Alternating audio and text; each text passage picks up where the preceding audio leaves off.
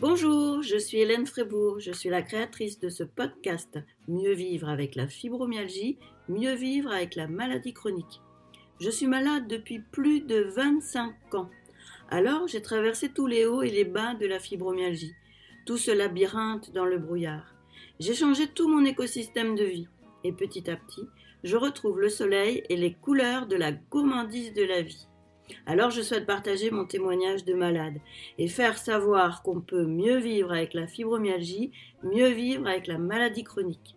J'ai écrit un livre pour témoigner sur mon parcours de malade, de l'intime à l'universel. Et dans cette saison 1 du podcast, je viens vous partager les 21 chapitres de mon livre. Allez zou, roule ma poule!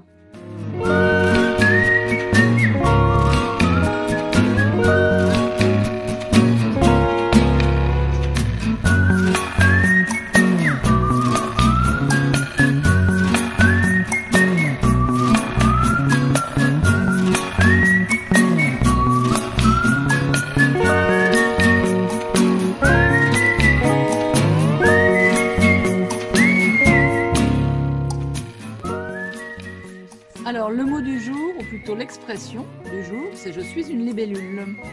De quoi ou de qui tu nous parles là? Je vais te raconter mon histoire en fait. En 2002, j'ai été diagnostiquée fibromyalgie. Et en 2006, j'ai fini par trouver un super médecin qui m'a accompagnée à démêler tout ce bazar. Mais il faut dire que j'étais tout de même dans beaucoup de souffrance et dans le choc de comprendre au fur et à mesure que c'était un vrai merdier et qu'il fallait du temps et de l'énergie pour avancer. À cette époque-là, les blogs ont commencé à prendre naissance et puis Facebook est arrivé en 2007. Alors je ne sais pas par quel cheminement dans ma tête, mais bon, j'ai créé un blog et le titre c'était, je te lis texto ce que j'avais écrit à l'époque. Stella Delarune, une fille libellule digitale sur les chemins du Sud-Ouest, raconte ses aventures de networkeuse gourmande, légère, créative et malicieuse, libre. Le coup du bonheur, ça s'invente tous les jours. Oui, très intéressant comme programme, mais tu peux nous en dire un peu plus, tu peux nous raconter un peu l'histoire? Oui, je me suis transformée en une libellule. Si.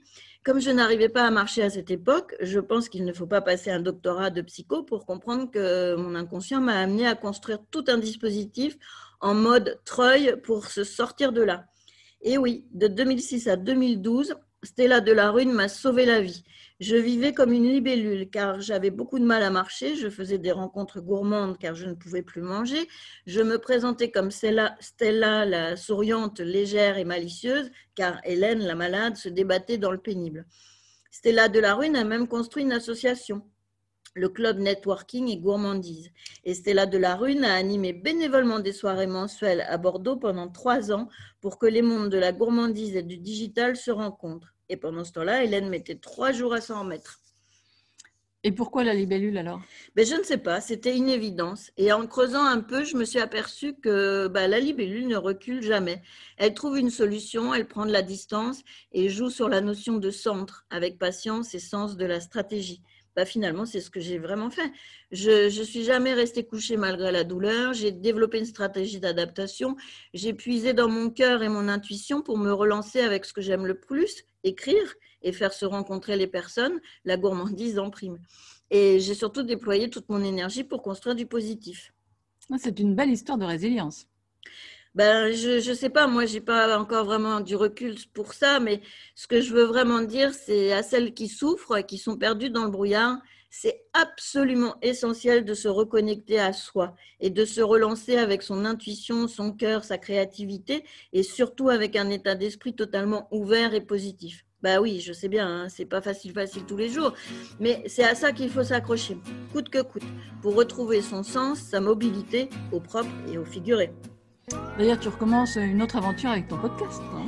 Et oui, je crois que mon inconscient me pousse encore une fois à sortir de l'ordinaire du quotidien en trouvant l'extraordinaire qui dépasse la souffrance. Et pour moi, maintenant, ce podcast, c'est une autre façon de faire comme Stella Delarune. On en revient toujours au fait que j'écris et je tisse des passerelles. Et là, avec le podcast, qui est un formidable canal, ça va porter ma voix pour partager encore plus grand. Voilà. Alors, demain, les mots, les plombages, ça plombe. Ouais, tout un programme, tu vas voir.